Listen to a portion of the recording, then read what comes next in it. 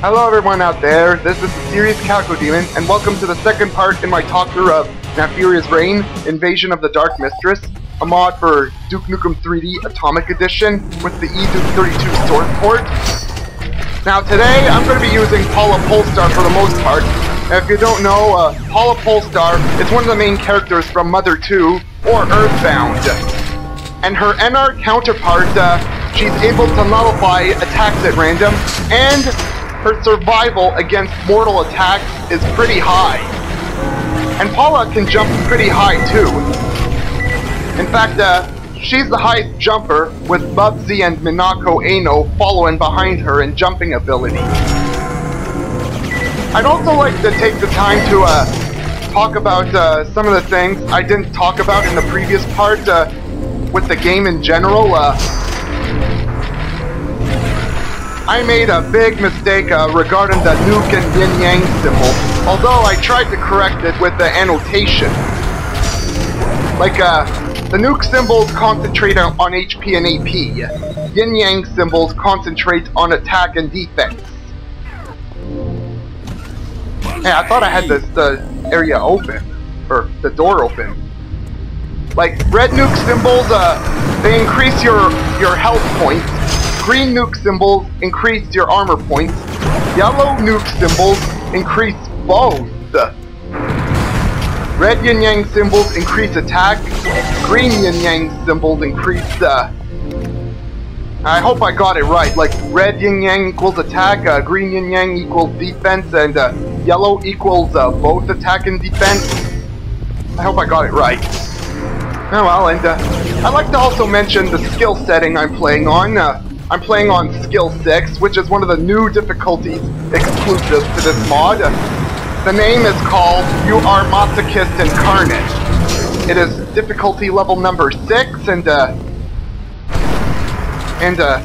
like to mention that Naferia's Reign has 10 difficulty levels in all, with one that's easier than Piece of Cake, and 5 others that are harder than Damn I'm Good. I would not recommend playing through difficulty number 9 on your first time. Enemies are going to kill you in one hit, almost instantaneously, if you're leveling everyone up equally, because it's possible. And the giant atom I picked up in the previous episode, it's the super atom, which works on the entire party. And it sometimes goes in the place of the super atom, meaning it's going to be incredibly rare to see one spawn in place of a regular atomic health. What I'm doing right now is driving in a riot tank. Yep, it's the same vehicle the pig hops in episode 4 of Duke Nukem 3D Atomic Edition used. And I just remembered, I missed the blue key card. Fortunately, Paula's jumping, it's not so far away. I want to do a trick that every Duke Nukem 3D speedrunner should know, will have already known about. Duck right here and press the use key. Bam! Condemned building is blown up without having to use the blue key card. But because I want to be fair, I'm going to go through the trouble of revealing this switch anyways. Oh yeah, and not only do enemies have items upon seeing you, they can also rush towards items and take them from you. And they will not hesitate to rush after stuff like first aid kits and icons of defender and stuff. In fact, if you let an enemy go after an icon of defender, you're pretty much screwed.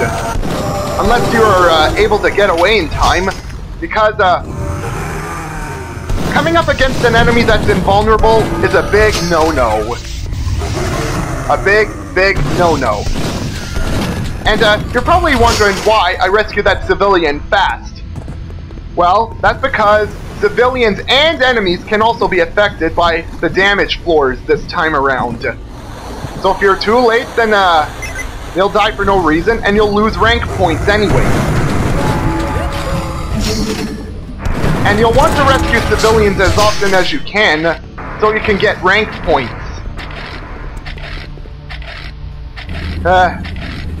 I like using the right tank. Oh yeah, and the life bar. The enemies have life bars, or bars for health and armor points.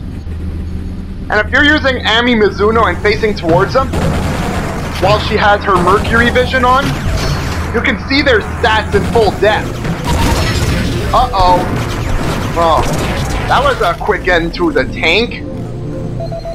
I don't know why I decided to think it was a good idea to use it in front of an invincible enemy. Once again, I need to think about all the other party members, and I'm gonna have to keep away from here because invincible pig cop.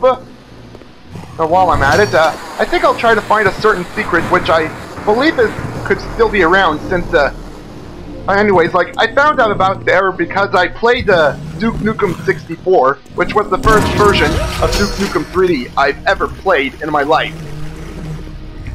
Of course, when you have the icon of Defender, enemies will inexplicably hurt themselves too if they fire at you. And you can tell because of the reflect sound. When enemies attack you, the reflect sound for you is different than what the enemy's reflect sound is. I have to be careful. I don't want to let them shoot this civilian. Now, I need to decide on who to give the RPG next to. Essence already has an RPG. Lo Wang has an RPG too. Head has one. Bubsy doesn't have one, so he gets it. Yeah, like, you'll want to make sure many of your party members have the necessary weapons. The current character you're using, if they have that specific weapon already, you're better off switching to another character and letting them have the weapon instead. Oh great. This is a time where I wish I still had the right tank with me, instead of inexplicably using it on an invulnerable enemy, which caused the right tank to blow up. Oh yeah, and you can revive other party members if they end up getting killed. There's these items called the Resurrection Chalices, which will fully restore their health and revive them to full health. And one character that has the ability to revive other characters herself. A couple of videos later, I'm going to be using her. Or, if I end up getting killed for whatever reason in this part by an invincible enemy, then I'll demonstrate her healing ability, or resurrection ability. It's a good idea to save the resurrection chalices for her, because she's the only character that has the skill to... oh yeah, those strippers I was saving, sometimes when you save a civilian stripper or potted woman, instead of rewards spawning in, enemies are going to pop up instead. You do not want to have some very hard enemies popping up on you. Especially one variation of the Enforcer, which shoots a whole bunch of lasers and bullets at once.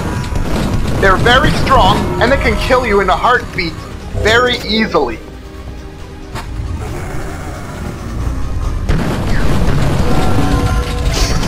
Oh, and I never did talk about the other power-ups.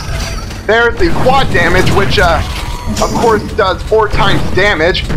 The vampire power-up, which is some sort of a veiny, needle-like thingy. And every time you attack an enemy with it, the damage you deal to them is transferred back to you in health. And then there's the Armory Generator, which is a shield icon, and an Ankh, which is a health regenerator.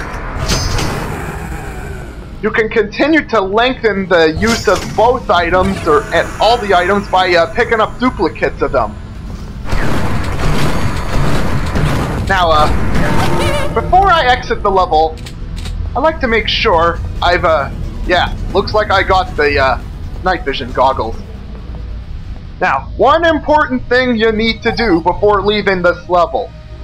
Check to make sure to find out which party member you want to exit with, because they'll start the next level with the entire arsenal. I chose Christina Mitchell to end this level.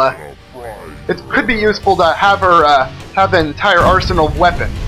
Anyways, that's it for this part of the talkthrough of Naferia's Reign, Invasion of the Dark Mistress. Next time, we go through Death Row. But I'm going to be using someone else other than Christina Mitchell, though. See you then, everyone!